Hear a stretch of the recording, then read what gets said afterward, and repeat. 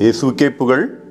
இன்றைய தியானத்திற்கான இறைவார்த்தைகள் மார்க்கு 4வது அதிகாரம், திருப்பாடல் 132, 2 சாமுவேல் 7வது அதிகாரத்திலிருந்து எடுக்கப்பட்டுள்ளன.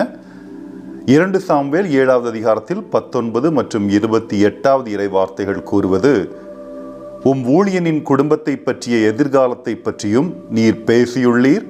என் தலைவராம் ஆண்டவரே, மனித வழக்கம் இதுவல்லவே. உமது ஊழியனை பற்றியும் அவனது குடும்பத்தை பற்றியும் நீர் தந்த உறுதிமொழியை என்றும் நிலைநாட்டும். நீர் வாக்குறுதி அளித்தவாறே செய்யும். உமது பெயர் என்றும் மாட்சி பெறுவதாக. தலைவராம் ஆண்டவரே, நீரே கடவுள். உமது வார்த்தைகள் நம்பிக்கைக்கு உரியவை. பாடியது தாவீது.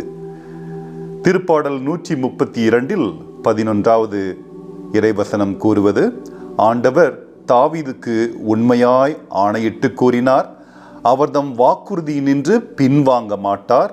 உனக்கு பிறந்த ஒருவனை அரசனாக ஏற்படுத்தி உன் அரியணையில் வீற்றிருக்கச் செய்வேன்.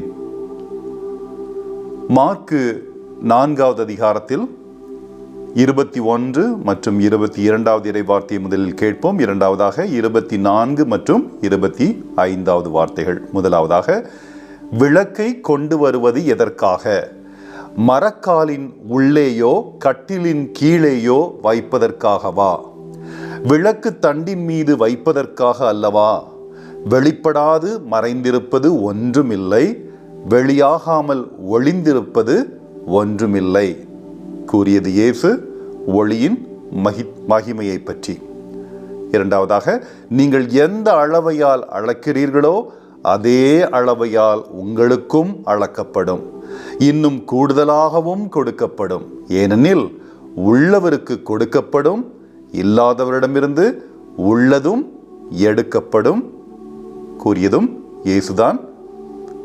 இதை பற்றி இன்று நாம் சிந்தித்து தியானிப்போம். ஆமேன்.